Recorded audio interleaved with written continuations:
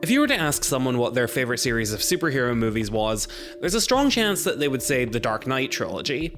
The combination of ambitious scale and production values, as well as compelling storytelling that make them movies that the genre, especially Batman, needed at the time and have attempted to replicate ever since. Despite that though, there is one debate that I've seen rise in the last few years. Are these movies so beloved because of how they fare as adaptations, or in spite of it? What I mean is, this trilogy is often labeled as the realistic Batman, which some people feel isn't in keeping with the spirit of being a comic book movie. I would like to see a Batman movie that looks like a comic again.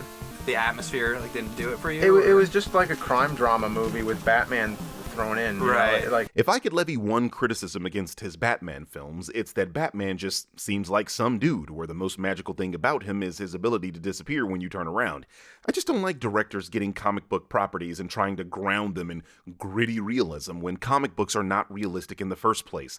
Now, to be fair, different superheroes operate under different levels of realism, and if you are gonna go in this direction, it makes sense to pick a character like Batman, who famously doesn't have powers. Batman could be anybody. That was the point. But it's also true that even Batman's corner of the DC universe contains a lot of out-there characters and concepts, many of which the Dark Knight trilogy had to alter or outright ignore to fit within its own world. To figure out how much of that is a bad thing though, we need to look at what form that realism takes, what the trilogy gains from it, as well as what it loses. To start, Batman Begins was a big departure from the Batman movies that came before it. Gone were most of the fantasy elements like gas-emitting parade balloons, missile-armed penguins, and giant freeze rays. Instead, much of the focus is on Gotham's overwhelming organized crime problem and corrupt legal system. In a town this big, who's that a right to anyway? That is a fairly realistic depiction of what a crime-ridden city would actually be like, and thematically it's a pretty effective way to get the audience on Batman's side. You have a city so corrupt that even the elements that are designed to prevent corruption are actively working to sustain it. You can't exactly blame someone for working outside a broken system to get results. People need dramatic examples to shake them out of apathy, and I can't do that as Bruce Wayne. Another benefit that comes with a more realistic approach is how it ties into Bruce Wayne's journey into becoming Batman. With previous films in the series, Batman was generally portrayed as this mysterious figure that the audience and world at large weren't meant to fully understand. What are you? I'm Batman. It made sense that his backstory was kept sparse on details, since that's just another part of the mystery. With Batman Begins though, so much of the story is dedicated to Bruce's arc to becoming Batman, not just from an ideological perspective, but from a practical standpoint. And for a film that's designed to explore the logistical side of how Bruce becomes Batman, a more realistic approach is not a bad path to take. Seeing Bruce use such grounded tactics as gathering equipment through untraceable means and using undocumented prototype gadgets highlights how sneaky, intelligent, and resourceful he is. We ordered the main part of this cow from Singapore. Via Dummy Corporation. Indeed. The only criticism I can make in that regard is that the Tumbler is just not a great Batmobile, at least not aesthetically. It's a little too bulky, and for a character that wants to save a city by becoming a symbol, the shape is just too indistinct to derive any meaning from it. I get that it was designed for military use, so I'm not expecting it to look like previous Batmobiles, but I mean, Bruce was already asking for changes. Does it come in black? Why couldn't he modify the outside shape a bit to give the people of Gotham a look to latch onto? And could they really not find a place to call it the Batmobile? Like, you could have a newscaster or something coin the name in this scene and have Bruce casually say something like, Batmobile, that's not bad. The more in-depth look at Batman's backstory doesn't mean that that sense of mystique goes out the window altogether though, as when we see Batman's style of fighting throughout the film, it very much still feels like Batman.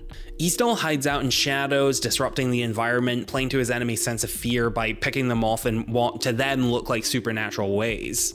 This leads to another positive aspect in the more realistic threat that the mob presents. Because the way the mob operates is so grounded in reality, Batman is so unlike anything they've ever encountered that they're powerless to stop him. What the hell are you? I'm Batman. But while the mob take up a lot of attention, mainly throughout the middle, it's in the first and last third where we get to see some more of the larger-than-life Batman villains take center stage. Anymore. There's nothing to fear but fear itself. The Scarecrow is pretty entertaining. He's pretty much the closest this movie comes to going full-on fantasy with the hallucination scenes. Those moments are a little underutilized, which could be seen as the realism being taken a little far, but it's partially made up for with Cillian Murphy's performance. It seems like he's trying to fit in with a more grounded tone, but I kind of really like the understated silliness of it. He comes across as this eccentric, disturbed guy who's trying to maintain a more reserved personality that you'd expect from him as a psychologist, but not 100% managing it. Probably not very frightening to a guy like you with these crazies. You can't stand it. I also like what they do with Ra's al Ghul. He and the League of Shadows basically work in the same way that Batman works in this more realistic setting. They serve as a compelling threat because they're so unlike anything that Gotham has ever seen and are thus in the perfect position to attack it without fear of being stopped. Much like Batman fighting the mob, but something as fantastical as a millennia-old order of vigilantes pulling strings from behind the scenes is made to feel a bit heavier when several major cataclysms in real-world history were apparently directly caused by them. We sacked Rome, loaded trade ships with plague rats, burned London to the ground. That's not to say the fantastical elements aren't made center stage, though. Eventually, the climax comes along and Ra's plan is revealed to be using a machine to vaporize Gotham's water supply, which has been contaminated with an inhalable drug that will cause a mass frenzy, destroying the city. That's the plot of a comic book villain if I've ever seen one. Batman Begins tends to be the least talked about when it comes to the trilogy as a whole. It's not totally hard to see why, since you sort of get the sense that this first installment was the series just finding its footing. As a result, it has a bit of a unique feel from the sequels, and it reflects the spirit of the comics more than the trilogy's reputation might have you believe. With that in mind, though, I'm going to talk about The Dark Knight and Dark Knight Rises together because tonally they are pretty similar to each other. The biggest difference to note here is that compared to the League of Shadows, which was teetering on the edge of fantasy in both concept and the methods they took, the Joker and Bane are essentially realistic terrorists. You see, I'm a guy of simple taste. I enjoy, dynamite, gunpowder. This could be taken as a disservice to the source material, as the Joker's plans in the comics generally involve a greater sense of theatricality and silliness, and Bane is more known for using super steroids known as Venom to get the job done. Although, personally, I think it's been pretty well established that Tom Hardy and Venom don't exactly mix. Personally though, I wouldn't consider this to be that big of an issue, partly because while the films don't play tremendously to the theatrical elements of how these characters operate, what they have captured is the scale of their assaults on Gotham.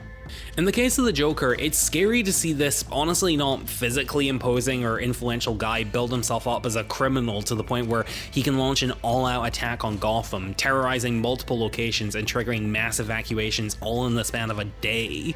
And with Bane, not only does he annihilate a huge amount of the city in one fell swoop, but he also turns it into a lawless battlefield for months on end. It's not necessarily unrealistic, but it feels just far-fetched enough that it still works as a Batman story. As for the Joker, characterization-wise, it's a performance that's comparatively more restrained than other interpretations of him. For one thing, he tends to be a lot more casual in the way that he speaks, compared to how loud and vibrant other versions tend to be. But he's still a character that's allowed to be silly. He's very playful, he has kind of a funny sounding voice, and even his take on the Joker's iconic laugh alternates between mad raving and excited high-pitched giggling.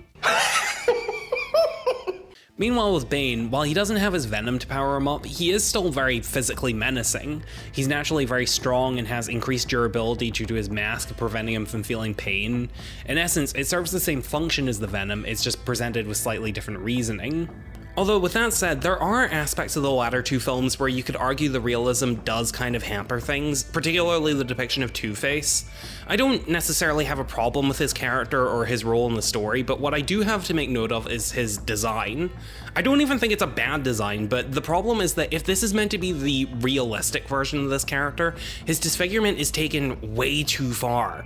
Put simply, if a person was injured in the way he's shown to be, he would be in constant, agonizing, debilitating pain. He certainly wouldn't be going on an elaborate killing spree. The movie does briefly mention that he's in pain, but from what we can see, it's tolerable enough that he can drip alcohol on his scars without it doing so much as stinging. And the thing is, the movie could have found a way around it. If you look at the animated show Batman the Caped Crusader, Two-Face's design is a lot more restrained while still appearing disturbing, and it feels a lot more in line with what The Dark Knight probably should have gone with given what it was trying to achieve. I'm also not overly fond of the look of Gotham in the latter two films. I can appreciate the authenticity that comes with filming on location as opposed to a set, but the issue I have is that when I look at the city, I just don't see Gotham. The city isn't depicted as being particularly gothic, and the architecture of the city isn't very reminiscent of the comics. In Batman Begins, there was at least more of an attempt to give it a dark and gloomy look, not to mention the other more exotic locations present in the rest of the film. It's not like they couldn't have accomplished this filming on location. The Batman was filmed in London and around the UK, and that looked like Gotham. As it stands though, Gotham less resembles the look of the comics and more just comes across like a normal metropolitan city, to the point where the sequence where Batman goes to Hong Kong barely even looks any different. Still, despite a few minor hiccups here and there, I can't really consider the more realistic angle these movies have to be a significant negative factor or something that takes away from the original material. I think partially what it comes down to is that movies are almost inherently unrealistic to a certain degree. In the actual real world, it would be practically impossible for any of these characters to do half the things they do. It's just that in this case, they're close enough to realistic that this is by default the realistic Batman series. So while certain aesthetics and themes may have a different coat of paint than normal, they still capture the larger-than-life spirit of the franchise that we're all familiar with. And even the elements that I do take issue with, like Two-Face's design or Gotham's aesthetic, are not unworkable concepts. The most they could really use are just some minor tweaks. Overall, sure, Batman is a fantasy series, and if that is part of what you value about him, more power to you. I like it too. But that doesn't mean every version has to be like that. Special thanks to my Patreon supporters Heather Reed, Zelda, Radio Peo, Moon Goddesses, Will, Blueberry Cello, and Seth M. Thank you so much for the support. If you'd like to see your name in the credits, along with early access to scripts and videos, as well as exclusive unused video thumbnails, or if you'd just like to chat with me, consider supporting me on Patreon for just $1.50 a month. The link is in the description. Also, editor's note, thanks for 10,000 subscribers!